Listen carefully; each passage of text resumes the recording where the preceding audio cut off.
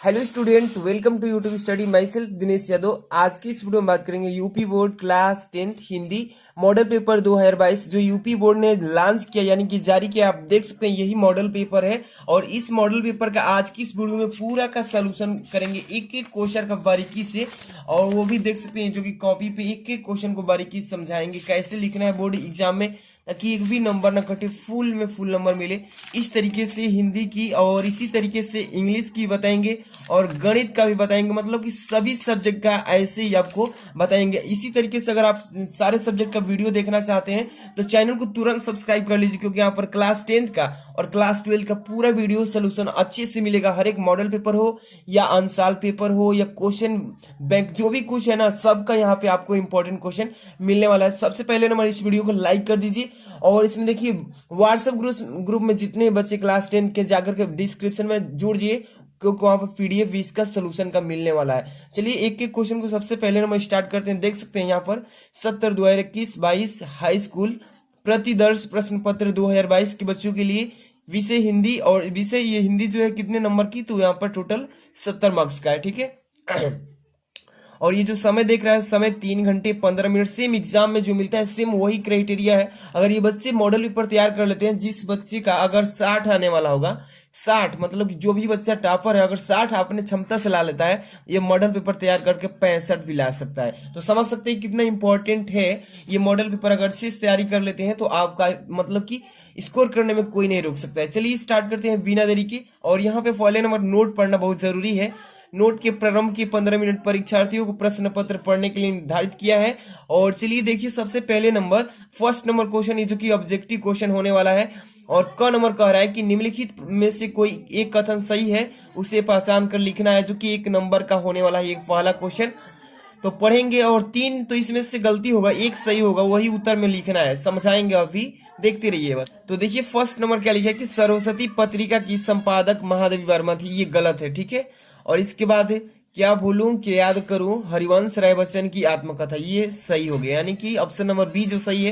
कैसे उत्तर पुस्तिका में लिखना है, सबसे पहले प्रश्न नंबर पहला का क का दूसरा सही है ना, तो यहाँ पे देखिए चले आइए, प्रश्नोत्तर संख्या आपको अच्छे से ऐसे डाल लेना है। सबसे ऊपर में दिख रहा है, अंडरलाइन भी कर देंगे तो अच्छा लगेगा, जैसे कि मैं किया हूं।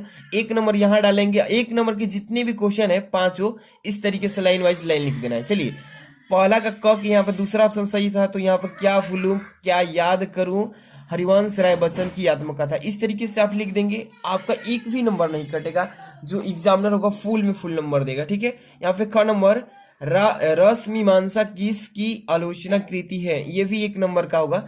यहाँ पर देखिए रस मीमांसा जो है रामचंद्र शुक्ल जी की कृति है, किसकी है, तो ये first number option is the right option. इसका ख का पहला सही है, देख सकते हैं ख का पहला सही है, तो पहला रामचंद्र शुक्ल उतार देंगे इस तरीके से। अब यहाँ पे देखिए ग नंबर, निम्नलिखित में से किन्हीं किसी एक रचना की लेखक का नाम बताइए, तो यहाँ पर किसी एक का बताना है। यहाँ पे 4 ऑप्शन है, किसी एक का ही बताना है। जिससे फर्स्ट नंबर बता दूं, अथाह सागर लिखा है ना, तो अथाह सागर का यहाँ पे देखिए ग का पहला का बताया हूँ, जय प्रकाश भारती जी हैं। कौन है, जय प्रकाश भारती जी। अथाह सागर के लेखक कौन है रचना के, तो जय प्रकाश भारती जी है, भारती। आपको उत्तर पुस्तिका में मैं लिखकर भी बताते चल रहा हूँ। यहाँ पे देखिए घ नंबर, गेहूं और गुलाब किसकी रचना है, तो ये राम वृक्ष बेनीपुर जी ने लिखे हैं, उसी ने रचना किया है गेहूं और गुलाब का। ठीक है, गुलाब का। अब इसका ऑप्शन नंबर घ का पहला सही है, तो यहाँ पे घ का पहला लिखेंगे राम वृक्ष बेनीपुरी।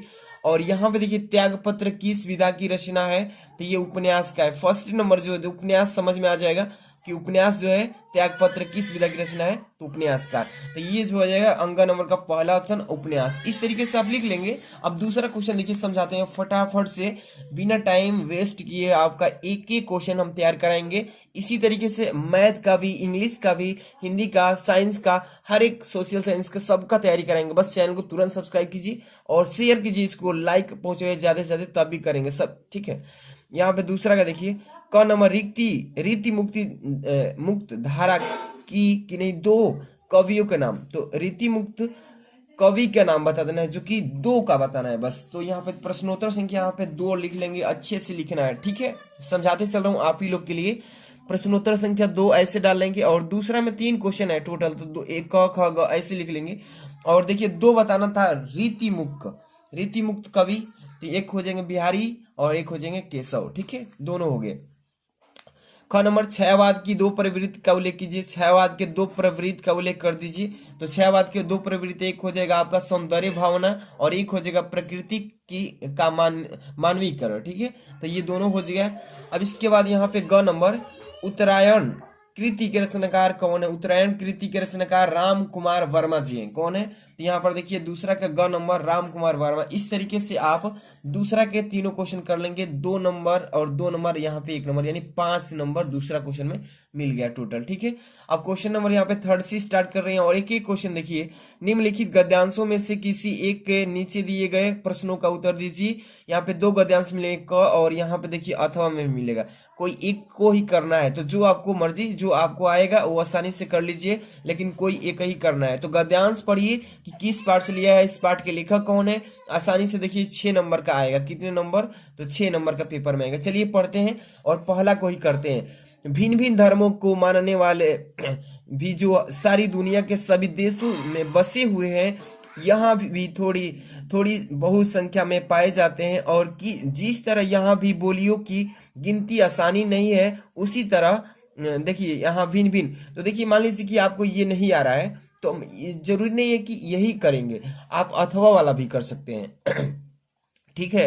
तो चलिए अथवा वाला बच्चे बहुत सस्पिशन में हो जाते हैं, कैसे किया जाता है, अगर प्रश्नोत्तर संख्या ये डालेंगे तो इसको कैसे करेंगे, तो चलिए बता देते हैं इसी को। देखिए पहले पहले पहाड़ काट कर उसे खोखला कर दिया गया, फिर उसमें समुद्र भवन बना लिए गए, जहां खंभों पर उभरी मूर्ति विहंस उठी, भीतर की दीवारों और छतें रगड़कर चिकनी कर ली गई, और तब उसकी जमीन पर चित्रों की एक दुनिया ही वसा दी गई। पहले देखिए प्लास्टर लगाकर आचार्यों ने उस पर लहराती रेखाओं में चित्रों की काया सीरज दी, फिर उसके चेले कलावंतों ने उसमें रंग भरकर प्राण फूंक दिए, फिर तो दीवार उमग उठी, पहाड़ पुलकित हो उठे। तो देखिए इसमें क्वेश्चन किस टाइप से पूछेगा, 3 क्वेश्चन पूछेगा, 2-2 नंबर के रहेंगे दोनों, ठीक है, तीनों। उपयुक्त गद्यांश का संदर्भ लिखिए, संदर्भ इसका लिखना है, अभी बताएंगे कि संदर्भ कैसे लिखना है। पहले तो आपको चैप्टर पहचान में आना चाहिए, किस चैप्टर से, इस चैप्टर के राइटर कौन है, तो अब इसका संदर्भ लिखेंगे तो आपको 2 नंबर क्लियर हो पाएगा, ठीक है। और इसी में से रेखांकित अंश की व्याख्या, ये भी 2 नंबर का। तो देखिए जो अंडरलाइन किया है इसका भाव बता देंगे कि कह क्या रहा है इस लाइन, तो 2 नंबर। पहाड़ों को किस प्रकार जीवंत बनाया गया, तो इसका आंसर इसी में है। चलिए सबसे पहले नंबर आप इसको गद्यांश को कैसे सॉल्व करेंगे, यहाँ पे प्रश्नोत्तर संख्या डालेंगे कैसे, तो यहाँ पर देखिए एक एक क्वेश्चन का जवाब मिलने वाला है। सबसे पहले प्रश्नोत्तर संख्या 3 डालेंगे और कहेंगे कि सर देखिए इसमें 2 दिया था, तो ये मान लीजिए कि ये नहीं बताए, ये कर रहा हूं, जो मतलब कि जो आपको आए वो कर लेंगे। तो इसको भी सोल्यूशन में बता देता, लेकिन वीडियो लंबी हो जाएगी, जानते हैं काफी लंबी हो जाएगी, तो ये भी बता देता हूँ। सभी बच्चों का डाउट रहता है अथवा वाला, कोई बता दीजिए। तो देखिए पहले इसमें क्या करना है, गद्यांश का संकेत लिख देंगे, प्रश्नोत्तर संख्या डालेंगे, यहाँ पे असंकेत लिखेंगे कि इस संकेत इसलिए लिखते हैं कि कौन सा आप सॉल्व किए हैं, उससे जो एग्जामिनर है कॉपी चेक करने वाला वो आसानी से समझ जाएगा और फटाफट से चेक कर लेगा। तो यहाँ से 2-3 वर्ड पहले उठा लीजिए और आखिरी का यहाँ से 2-3 वर्ड डाट डाट करके लिख दीजिए। जैसे कि यहाँ पर सब पहले पहाड़ काट कर डाट डाट डाट, और यहाँ से 2-3 वर्ड उठा लीजिए, पुलकित हो उठे, इतना हो गया ना। अब इसका देखिए संदर्भ लिखना है, तो किस चैप्टर से लिया गया है और इस चैप्टर का राइटर कौन है, तो देख लीजिए यहाँ पे संदर्भ लिखेंगे, हेडिंग फर्स्ट नंबर कि प्रस्तुत गद्यांश हमारी पाठ्य पुस्तक में संकलित अजंता, कौन सा पाठ से लिया गया है, अजंता पाठ से उद्धृत किया गया है, इसके लेखक डॉक्टर भगवत शरण उपाध्याय जी है, इतना लिख लेंगे। अब इतना क्लियर हो गया आपको। अब इसमें क्या करना है, रेखांकित अंश की व्याख्या, कौन सा रेखांकित, पहले पहाड़ काटकर उसे खोखला कर दिया गया, फिर उसमें सुंदर भवन बना लिए गए, जहां खंभों पर उभरी मूर्ति हंस उठी। तो इतना का इस लाइन के अंडरलाइन का मतलब बताना है, वो भी व्याख्या कर देना है इसमें। तो देखिए यहाँ पे हेडिंग क्या क्या लगाना है आपको, अच्छे से देख लीजिए। सेकंड नंबर कर रहे हैं तो सेकंड नंबर लिखेंगे रेखांकित अंश की व्याख्या, हेडिंग डालेंगे और लिखेंगे कि लेखक कहता है, ध्यान से देखिए कि लेखक कहता है कि अजंता की चित्रकलाएं वर्तमान स्वरूप में कैसी आई, ठीक है। इसके पीछे चित्रकारों ने कठोर परिश्रम किया था, ठीक है, चित्रकारों ने कठोर परिश्रम किया था। अब ये पहाड़ को भीतर से खोखला करके उसकी दीवारों और छतों पर रगड़ रगड़ के करके पहले चिकना किया गया, तब जाकर उस चिकनी जमीन पर दुर्लभ, ठीक है, दुर्लभ चित्रों की एक सुंदर दुनिया बसा दी गई। पहले आचार्यों ने लगा मतलब लहराकर रेखाओं के द्वारा चित्रों के रूप में सृजन किया, ठीक है। इस तरीके से इसका करना है।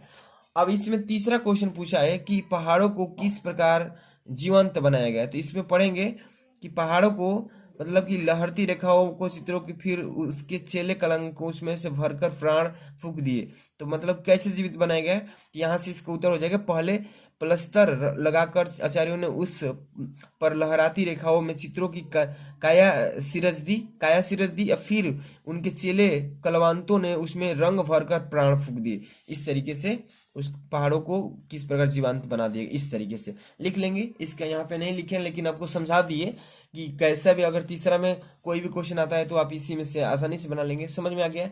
अब क्वेश्चन नंबर 4 देखिए, क्या पूछ रहा है कि निम्नलिखित पद्यांशों में से किसी एक का ससंदर्भ व्याख्या किसी और काव्य संदर्भ लिखिए।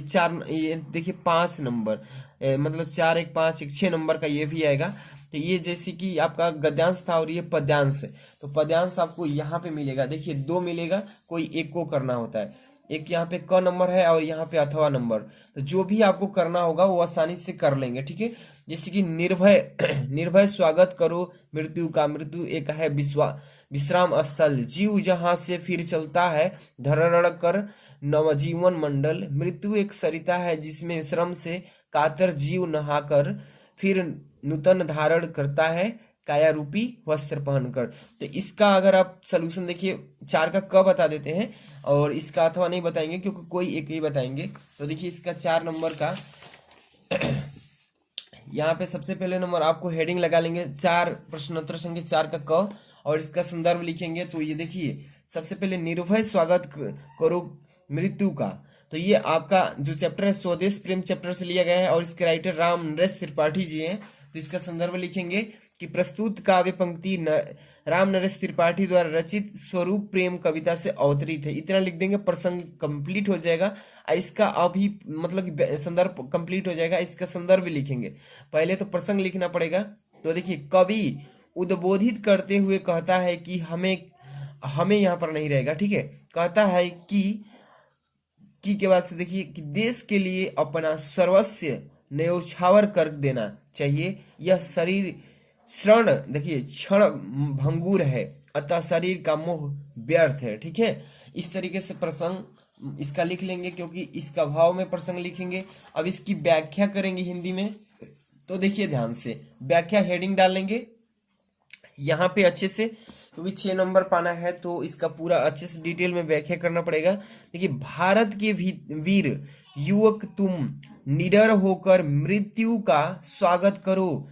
तुम मृत्यु से डर नहीं, मृत्यु तो ऐसा स्थान है जहां पर मनुष्य जीवन भर की सारी थकान को दूर करके आराम करता है, ठीक है।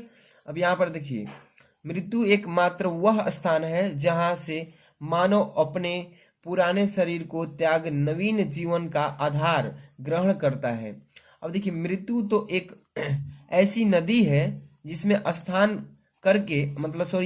करके मानव अपने जीवन भर के लिए परिश्रम और थकान को त्याग कर देता है। तो इतना इसके बारे में लिखेंगे, व्याख्या करेंगे, क्योंकि ये जो चैप्टर है आप समझ ही रहे हैं कि मतलब कि स्वदेश प्रेम से रिलेटेड है। इसके रचयिता कौन है, तो राम नरेश त्रिपाठी जी हैं। अब इसमें पूछा था आपसे इसका काव्य सौंदर्य बताइए, तो काव्य सौंदर्य भी थोड़ा सा लिखना होता है, नहीं लिखेंगे तो नंबर कम कर देगा। यहाँ पे काव्य सौंदर्य हेडिंग डालेंगे और लिखेंगे कवि ने यह मृत्यु से निडर होकर देश के लिए सब कुछ अर्पित कर देने की प्रेरणा देता है, मतलब कि इच्छा बढ़ाता है। और इसमें पहला नंबर लिखेंगे, तो यहाँ पर देखिए यहाँ फर्स्ट नंबर मतलब कि यहाँ पर हो गया। इसके बाद सेकंड कि कवि और मिल्टन ने मृत्यु के संबंध में कहा है, क्या कहा है इसमें देखिए दोहे के रूप में कि मृत्यु सोने की वह चाबी है जो अमरता के महल को खोने नहीं मतलब खो देती है। इतना लिख देंगे, आपका हो जाएगा कंप्लीट। अब इसके बाद अगला क्वेश्चन देखते हैं 5 नंबर, ध्यान से देखिए 5 नंबर क्वेश्चन क्या कह रहा है इसमें कि क नंबर की निम्नलिखित में से किसी एक लेखक का जीवन परिचय देते हुए उनकी किसी एक रचना का उल्लेख कीजिए, जो कि यहाँ पे 3 नंबर है, ठीक है। तो यहाँ पर देखिए 3 नंबर एक रचना भी लिखना है उसका रचना का, तो यहाँ पे 3 दिया है, तीनों में से किसी एक का करना है। आचार्य रामचंद्र शुक्ल जी का, या डॉक्टर भगवत सरल उपाध्याय जी का, या जयशंकर प्रसाद जी का। तो आचार्य रामचंद्र शुक्ल का भी लिख सकते हैं, या डॉक्टर भगवत सरल उपाध्याय जी का लिख सकते हैं। तो देखिए यहाँ पे सबसे पहले नंबर में आपको यहाँ पे मैथिली शरण गुरु जी का मतलब कि बताएंगे पहले नंबर, तो यहाँ पे क नंबर बताएंगे, ठीक है। यानी कि डॉक्टर भगवत शरण उपाध्याय जी के जीवन परिचय बता देते हैं। यानी कि आप देख सकते हैं यहाँ पे जो ऑप्शन है दूसरा है इसका, आचार्य रामचंद्र शुक्ल जी के बना दिए हैं वीडियो, इसलिए नहीं इनको लिए हैं, सोचे कि इनका वीडियो नहीं बनाए थे, इसको बच्चों को मतलब बता दें, काफी इंपॉर्टेंट भी है। तो डॉक्टर भगवत शरण उपाध्याय जी का यहाँ पे जीवन परिचय लिखेंगे, तो दूसरा ऑप्शन 5वां का क है, ये देख लीजिए प्रश्नोत्तर संख्या 5वां का क ऐसे लिख लेंगे, ओके। और यहाँ पे डॉक्टर भगवत शरण उपाध्याय जी अच्छे से लिख लेंगे। अब यहाँ पे इनके जीवन परिचय लिखेंगे, जीवन परिचय में क्या लिखेंगे, डॉक्टर भगवत शरण उपाध्याय जी का जन्म बलिया जिले के देखिए उजियारी नामक ग्राम में सन 1910 ईस्वी में हुआ था। ध्यान से देखिए क्या क्या चीजें इंपॉर्टेंट होता है जीवन परिचय में। एक तो उनके गांव का नाम उजियारी, और उनका जन्म किस सन में हुआ था, तो 1910 में, ठीक है। अपने प्राचीन इतिहास विषय में काशी विश्वविद्यालय से एमए किया था, मतलब कि एमए की पढ़ाई किया। इसके बाद संग्रहालय में देखिए पुरातत्व विभाग में आपकी विशेष रुचि थी, उनकी मतलब विशेष रुचि थी। और देखिए आप प्रयाग और लखनऊ, प्रयागराज यानी कि लखनऊ संग्रहालय में पुरातत्व विभाग के अध्यक्ष के पद पर भी बहुत दिनों तक रह चुके हैं, और कुछ दिनों तक देखिए बिड़ला महाविद्यालय में प्राध्यापक का काम भी किया है, ठीक है। इतना तो समझ ही में आ रहा है, आपको अच्छे से तैयार करना है इसको। अब ये कुछ दिनों तक विक्रम महाविद्यालय में प्राचीन इतिहास विभाग और अध्यक्ष पद पर कार्य करते रहे।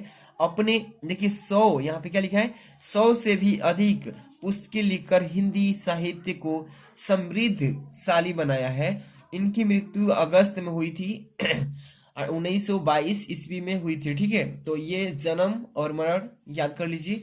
और इनकी एक रचना का नाम बताना था इसमें, तो विश्व साहित्य की रूपरेखा इन्होंने रचना एक दिया है। तो इतना हो जाएगा उनका शॉर्टकट में एक अच्छे से उनका मतलब कि जीवन परिचय। और इसी के बाद अब बात करते हैं ख नंबर पे, तो निम्नलिखित कवियों में से किसी एक कवि का जीवन परिचय देते हुए उनकी एक रचना भी लिखना है। इसमें से देखिए कवि है मैथिली शरण गुप्त जी, महादेव वर्मा जी, सूरदास जी।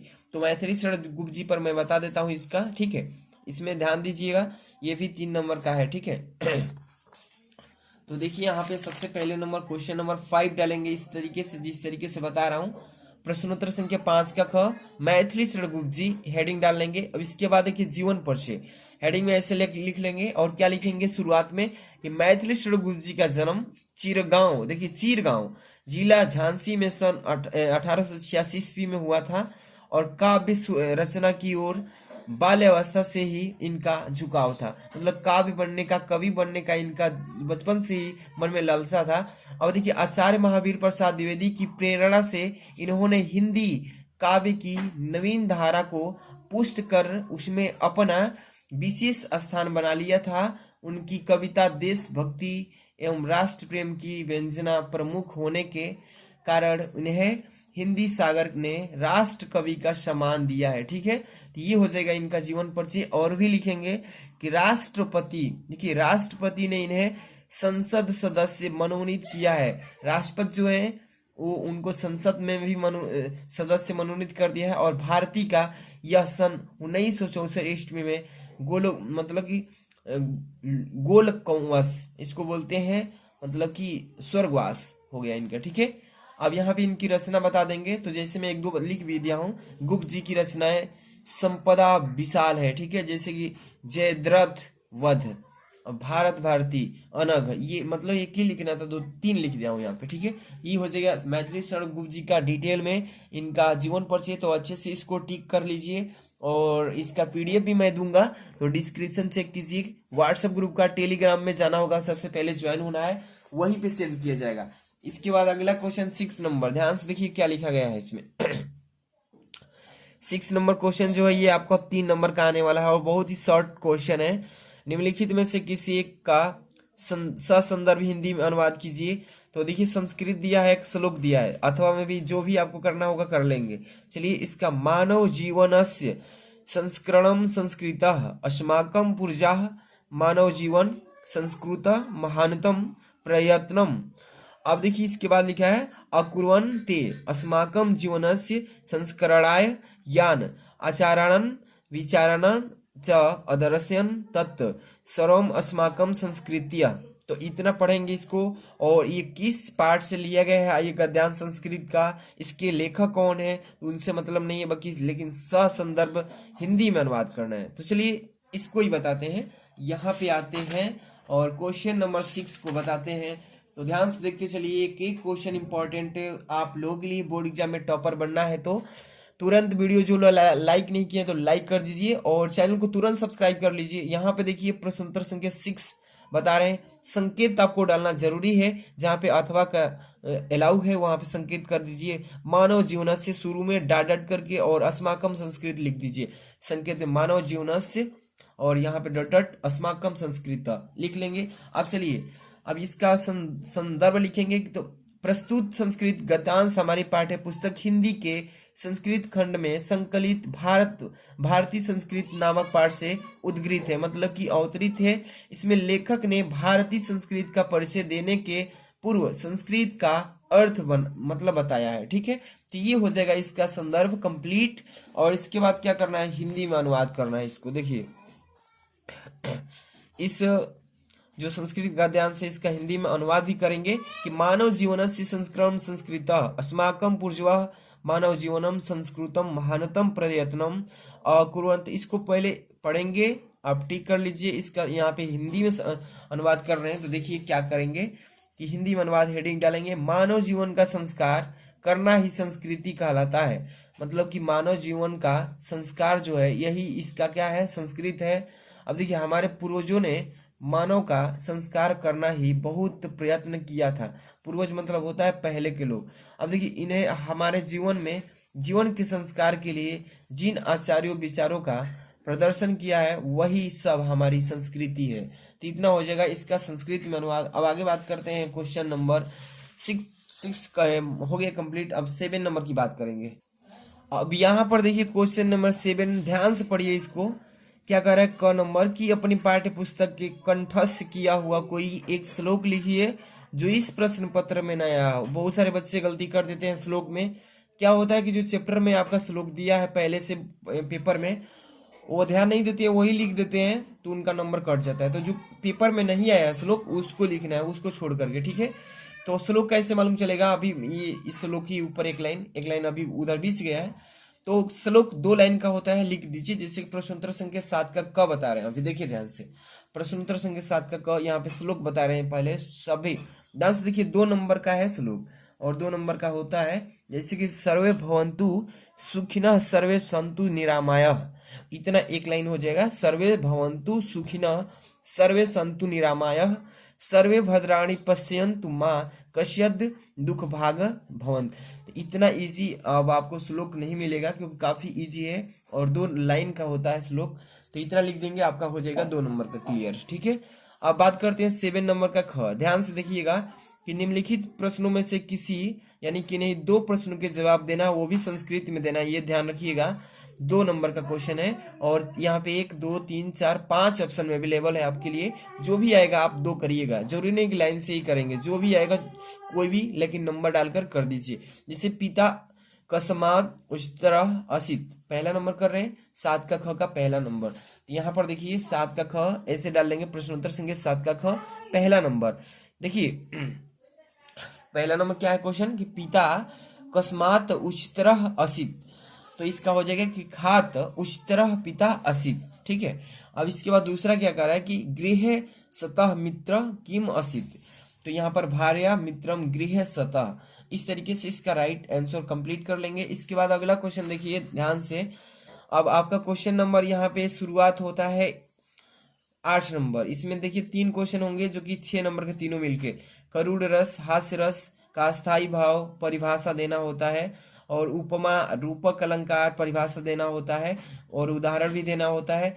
सोरठा रोला छंद की परिभाषा भी देना होता है। ठीक है, तो देखिए इन तीनों का मैं एक वीडियो में अभी तीनों को जोड़कर बता देता हूँ, तीनों को एक ही वीडियो में दे देता हूँ। ठीक है, तो इसमें बताएंगे पहले हास्य रस का बता देंगे क नंबर का, और ख नंबर का रूपक का बता देते हैं, और इसका बता देते हैं सोरठा का।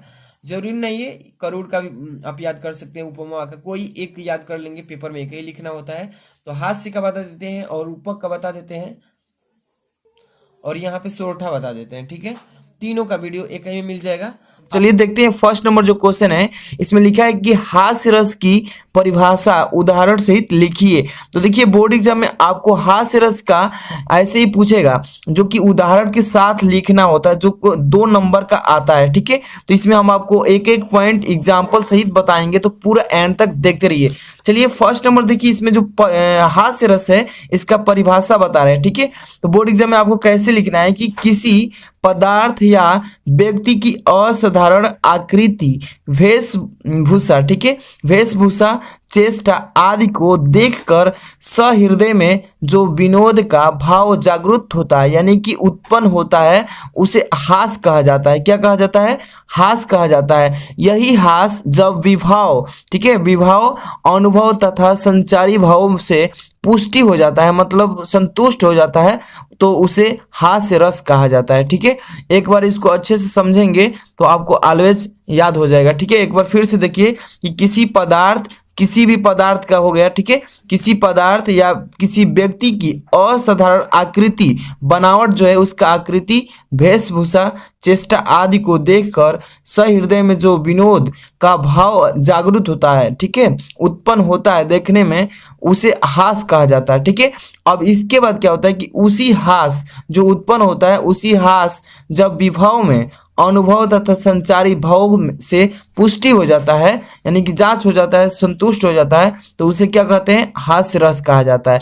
अब इसको बोर्ड एग्जाम में पूछता है कि उदाहरण सहित लिखिए, तो इस पर एग्जाम्पल देना होता है। तो देख लीजिए यहाँ पर एग्जाम्पल, जैसे कि एग्जाम्पल में लिखेंगे उदाहरण कि नाना वाहन नाना वेशा, ठीक है, वन हसे शिव समाज निज देखा। ठीक है, अब एक और लिख देंगे इसमें, को मुखहीन विपुल मुख काहू बिन पद कर को बहु पद बाहु। ठीक है, इस तरीके से अगर आप एग्जाम्पल लिख देंगे तो आपका यहाँ से 2 नंबर क्लियर हो जाता है। एक स्पष्टीकरण भी आता है, इसको भी लिखना होता है। तो स्पष्टीकरण में यह दिखाया जाता है कि जो हास्य रस का परिभाषा लिखे हैं इससे क्या स्पष्ट होता है, तो ये इतना लिख देना होता है, ज्यादा नहीं है। ठीक है, स्पष्टीकरण में अस्थाई भाव, तो अस्थाई भाव इसमें क्या है? हास्य है। ठीक है, हास्य रस के बारे में लिखे हैं, तो अस्थाई भाव किसी भी में लिखिएगा तो हास्य लिखिएगा, और करुण रहेगा तो वहां पर करुण लिखिएगा, अस्थाई। ठीक है, और विभव में क्या लिखते हैं कि अलंबन, ठीक है, अलंबन विभव में शिव समाज, और आशयालय विभव में क्या लिखते हैं? स्वयं शिव। और उद्दीपन जो होता है इसमें, उद्दीपन जो उत्पन्न होता है विचित्र वेशभूषा से होता है। ठीक है, अनुभव क्या होता है? अनुभव शिव जी का हंसना। और इसके बाद जो चौथा है संचारी भाव, इस संचारी भाव में क्या लिखते हैं? रोमांच, हर्ष, चापल्य। ठीक है, इतना लिख देंगे तो आपको 2 नंबर मिलेगा। ठीक है, अब इसके बाद अलंकार पर लेकर चलते हैं, जो कि काफी इंपॉर्टेंट है। तो आप देख सकते हैं कि इसमें अलंकार में बोर्ड एग्जाम में कैसे पूछता है, जैसे कि पूछेगा कि रूपक अलंकार की परिभाषा व उदाहरण लिखिए।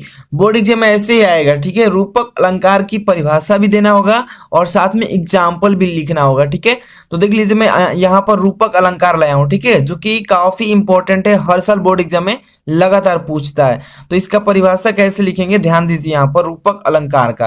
तो देखिए, जब उपमेय और उपमान, ध्यान दीजिए कि जब उपमेय और उपमान में भेद होते हुए भी दोनों में अभिन्नता प्रकट की जाए और उपमेय को उपमान के रूप में दिखाया जाए, तो रूपक अलंकार कहलाता है। रूपक का मतलब ही क्या होता है कि रूप को भिन्नता कर दे। ठीक है, जैसे कि देखिए एक बार फिर से कि जब उपमेय और उपमान में भेद होते हुए भी, मतलब दोनों में तो अंतर है ही है, उपमेय और उपमान में, तो दोनों में अंतर होते हुए भी अभिन्नता प्रकट की जाए। अभिन्नता मतलब दोनों में अलग अलग समान के गुण है, तो दोनों में अभिन्नता प्रकट की जाए और उपमेय को उपमान के रूप में दिखाया जाए। उपमेय जो है इसको किसके रूप में दिखाया जाए? उपमान के रूप में दिखाया जाए, इसी को रूपक अलंकार कहते हैं। एक बार ध्यान से पढ़ेंगे तो याद हो जाएगा, और साथ में इसका एग्जाम्पल भी देना होता है।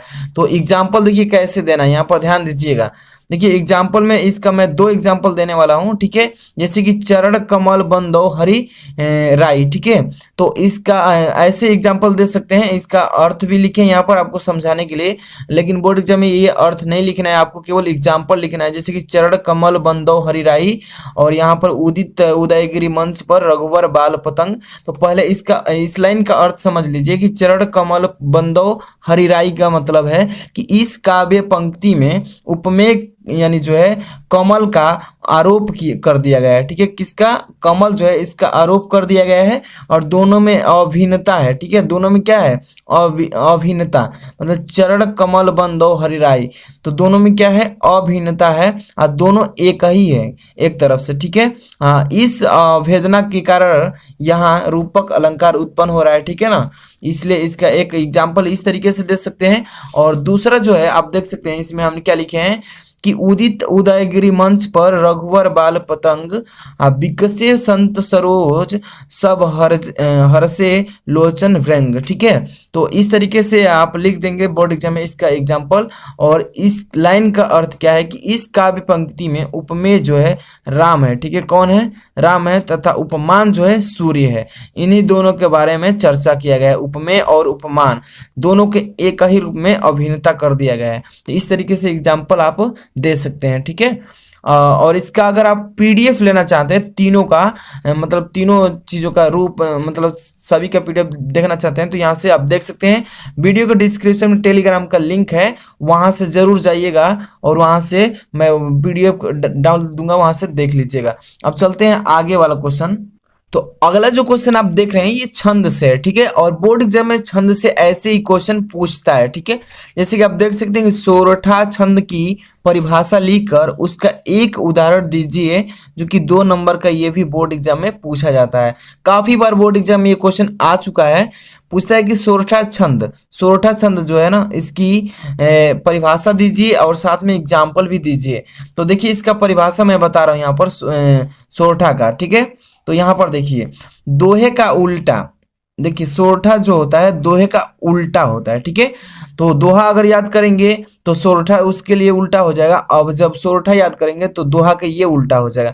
तो इसका परिभाषा ध्यान से देखिए कि दोहे का उल्टा रूप सोरठा कहलाता है। इसका बहुत ही इजी परिभाषा है कि दोहे का उल्टा जो सोरठा है वही क्या कहलाता है, सॉरी, दोहे का उल्टा जो रूप होता है सोरठा, उसी को कहते हैं, ठीक है। अब इसका देखिए यह एक अर्धसम मात्रिक छंद है। क्या है? अर्धसम मात्रिक छंद है। इसके पहले और तीसरे चरण में, जो पहला चरण होगा और तीसरा चरण, उसमें 11 मात्राएं, तथा दूसरे और चौथे चरण में 13 मात्राएं होती है, ठीक है। कितने कितने? तो पहला चरण में 11, पहला और तीसरा में 11, ठीक है। और जो दूसरा चरण होगा और चौथा, तो उसमें कितने होंगे? तो 13 मात्राएं होंगी, ठीक है। अब देखिए तुक विषय, ठीक है, सॉरी, तुक विषम चरणों में ही होते हैं। कितने? तुक विषम चरणों में, मतलब एक 11 और एक 13, ठीक है। विषम शब्द आएंगे, तथा सम चरणों के अंत में जगड़, यानी कि जगड़ पढ़ते हैं, इसको नहीं होता उसमें, ठीक है। अब इसका एक एग्जाम्पल भी देना होता है बोर्ड एग्जाम में, तो इसको देखिए ध्यान से। एग्जाम्पल मैं बता दे रहा हूँ उदाहरण में, ठीक है। जैसे कि नील सरोरु श्याम, ठीक है। तो इसमें देखिए कितने मात्रा है। नील, नी लिखा है ना, नी में तो ये डबल मात्रा होगा, तो इसको इस सिंबल से डिनोट किया जाएगा, और सिंगल जो होगा उसको सिंगल से। तो नील सरोरु श्याम, इसमें कितनी मात्राएं होंगी? तो प्रथम चरण और जो तीसरा चरण होगा उसमें 11 मात्राएं होंगे, ठीक है। और ये देखिए तरुण, अरुण और बारिज नयन, तो ये जो है ये तीसरा और सॉरी दूसरा और तीसरा जो चरण होगा उसमें 13 मात्राएं होंगी। देखिए यहाँ पर मात्राएं भी बता दी हैं, ठीक है। तो इस तरीके से आपको एग्जाम्पल लिख देना है। अब देखिए करऊं सोमयम ऊर्धाम, ठीक है। इसमें कितने मात्राएं हैं? एक मात्रा है। इसमें डबल है सो, तो डबल को इस सिंबल से प्रदर्शित करते हैं, और सिंगल को सिंगल से ही करेंगे, ठीक है। इसमें मतलब कि पहले देख लीजिए, पहला और जो तीसरा होगा चरण, इसमें कितने मात्राएं हो रही हैं? 11, और दूसरा जो चरण दिखाई दे रहा है और चौथा 13 मात्राएं। अब इसके आगे वाला जो चौथी लाइन है देखिए, सदा क्षीर सागर शयन, तो इसमें देख लीजिए कि टोटल कितने मात्राएं हो रही हैं? 13, तो गिन सकते हैं स है तो इसमें फर्स्ट, और द है तो इसमें इस सिंबल से, तो 3 यहाँ पर हो गया, 3 यहाँ पर 6, और यहाँ पर कितने हैं 6 और 2 कितना हो गया 8, 8 2 कितना हो गया 10, 10 3 13। इस तरीके से देखिए दूसरा और तीसरा जो चरण है 13 13 मात्रा है, और पहला और तीसरा जो है 11 11 मात्रा है। इस तरीके से आप कोई भी एक एग्जाम्पल ले सकते हैं, और बोर्ड एग्जाम में अगर आया छंद से तो आप इस तरीके से लिख सकते नंबर हैं। 9 ध्यान से देखिएगा। क नंबर, निम्नलिखित उपसर्गों में से किन्हीं 3 के मेल एक एक शब्द बनाइए। 3 नंबर का है ये क्वेश्चन, समझ सकते हैं। 3 करना है, 1 2 3, यहाँ पे 6 मिला है आपको, लेकिन 3 ही करना है। उपसर्ग का मतलब कि इसमें कोई नया शब्द जोड़ दीजिए, इसमें भी नया शब्द जोड़ दीजिए, अब बना दीजिए एक नया वर्ड। सु लिखा है तो सुधार भी कर सकते हैं, प्र लिखा है तो प्रगति कर सकते हैं, प्रति लिखा है तो प्रगतिमान लिख सकते हैं, प्रतिमान लिख सकते हैं, प्रतिवान लिख सकते हैं। चलिए यहाँ पे देखिए 9 नंबर का क का, अब यहाँ पे सोल्यूशन स्टार्ट करते हैं। एक एक क्वेश्चन को अच्छे से देख लीजिए, यहाँ पे हम समझा रहे हैं, ठीक है। प्रश्नोत्तर संख्या 9 का क, सु लिखा है ना, तो यहाँ पे ये उपसर्ग में क्या होता है कि एक नया इसमें वर्ड जोड़ देते हैं। जैसे सुविधा, सुविधा हो गया, नया शब्द बन गया। प्र लिखा है, प्रगति हो गया, ये भी एक नया शब्द, इसी को उपसर्ग कहते हैं, ठीक है। इसको क्या बोलते हैं, उपसर्ग कहते हैं। प्रति लिखा है तो प्रगति लिख देंगे, प्रगति, प्रतिगत, प्रतिगत, ये भी हो जाएगा, ओके। ये हो गया आपका उपसर्ग। 3 ही करना था, यहाँ पे ध्यान दीजिएगा, 3 करना है और एक एक लिखना था, ठीक है। यहाँ पे देखिए क्वेश्चन नंबर ख, निम्नलिखित में से किन्हीं 2 प्रत्यय को प्रयोग करके एक एक शब्द बनाना है। 2 को ही हल करना है और वो भी एक एक बताना है। जैसे ना लिखा है तो मानना, मानना, या जानना, जानना, लास्ट में ना आना चाहिए। यहाँ पे पन लिखा है तो बचपन, ये एक ही लिखना है, 2 2 बता रहा हूँ बस। इसको कॉपी में देखिए कैसे फिलअप करेंगे। 9 नंबर का ख नंबर, देखिए प्रश्नोत्तर संख्या 9 का ख, ना लिखा है तो अपना लिख देंगे, पन लिखा है तो बचपन लिख देंगे, लास्ट में ये वर्ड आना चाहिए, इसको बोलते हैं प्रत्यय, ठीक है। इसके बाद अगला क्वेश्चन यहाँ पे ग नंबर, निम्नलिखित में से किन्हीं 2 का समास विग्रह करना है, समास का नाम बताना है। जैसे कि यहाँ पर राधा कृष्ण लिखा है तो राधा कृष्ण, यहाँ पे प्रश्नोत्तर संख्या ग, ठीक है। यहाँ पे राधा और कृष्ण हो जाएगा, ठीक है। और यहाँ पे हो जाएगा सप्तधान्य, सप्तधान्य है ना, 7 धानों का समूह हो जाएगा, ठीक है। 7 धानों का समूह हो गया इसका कंप्लीट। अब इसके बाद ध्यान इसमें अब देना है, घ नंबर पे आ जाना है, ठीक है। घ नंबर क्वेश्चन पे क्या कह रहा है इसमें क्वेश्चन, एक एक क्वेश्चन को ध्यान से देखिए। निम्नलिखित में से किन्हीं 2 शब्दों का तत्सम रूप बताइए, तत्सम रूप बताना है, ठीक है। जैसे कि 2 का बता देना है, इसमें 4 दिया है। गृह, गृह, घर का गृह हो जाएगा। मानुष का मनुष्य हो जाएगा, ठीक है, मनुष्य, ठीक है। जैसे कि यहाँ पे गृह हो जाएगा, मानुष का मनुष्य हो जाएगा, ठीक है, मनुष्य, ओके। अब ये हो गया कंप्लीट। इसके बाद अंग नंबर पे ध्यान दीजिए, निम्नलिखित में से किन्हीं 2 शब्दों के प्रवाची बताइए। 2 2 प्रवाची बताना है, इसमें से 2 ही का बताना है, और वो भी 2 2। देखिए ईश्वर मतलब होता है परमात्मा, परमात्मा, ठीक है, ये नहीं रहेगा, परमात्मा, भगवान, भगवान। कमल का हो जाएगा सरोज, पंकज हो जाएगा, ठीक है। तो ये सभी हो जाएगा, 2 ही करना है। तो कॉपी में फिलअप कैसे करेंगे, इधर चलिए, इसका यहाँ पे सोल्यूशन बता देते हैं। अब यहाँ पे 9 नंबर क्वेश्चन का अंग नंबर है लास्टवा, जिसे भगवान हो जाएगा, ईश्वर हो जाएगा इसका, ठीक है। ईश्वर दिया है पहले से, ईश्वर दिया है ना, तो यहाँ पे भगवान हो जाएगा, आप परमात्मा हो जाएगा, परमात्मा, ठीक है। समझ में आ जाएगा ना आपको। यहाँ पे कमल का सरोज पंकज हो जाएगा, ठीक है, सरोज पंकज। अब यहाँ पे अगला क्वेश्चन देखते हैं, 10 नंबर का स्टार्ट करते हैं। निम्नलिखित शब्दों में से किन्हीं 2 का संधि विच्छेद कीजिए और संधि का नाम भी बताइए। जिससे पहला नंबर प्रत्युत्तरम लिखा है, दूसरा लिखा है स्वागतम, तो 2 ही को करना है। प्रत्युत्तरम का प्रतिधन उत्तरम हो जाएगा, प्रतिधन उत्तरम हो जाएगा, उत्तरम, ठीक है। और यहाँ पे स्वागतम का सुधन आगतम हो जाएगा, सुधन आगतम, ठीक है। इसका सोल्यूशन देखिए 10 का, यहाँ पे क्वेश्चन नंबर 10 लिख लेंगे। यहाँ पहला नंबर प्रतिधन उत्तरम हो जाएगा, पहला, सुधन आगतम स्वागतम का, ठीक है। दोनों इस तरीके से हो जाएगा। अगला क्वेश्चन देखिए, इसमें ख नंबर क्या कह रहा है इसमें क्वेश्चन, कि निम्नलिखित शब्दों की चतुर्थी विभक्ति और एवं द्विवचन बताइए। इसमें देखिए पहला का और दूसरा दोनों को करना है, लेकिन कोई एक ही करना। पहला में के दो दिया है, एक करना है। मधु का बताइए या नदी का बताइए, फल का बताइए या मती का बताइए। तो चलिए पहला का मधु बता देते हैं। मधु का देखिए चतुर्थ विभक्ति बताना है और द्विवचन में बताना है।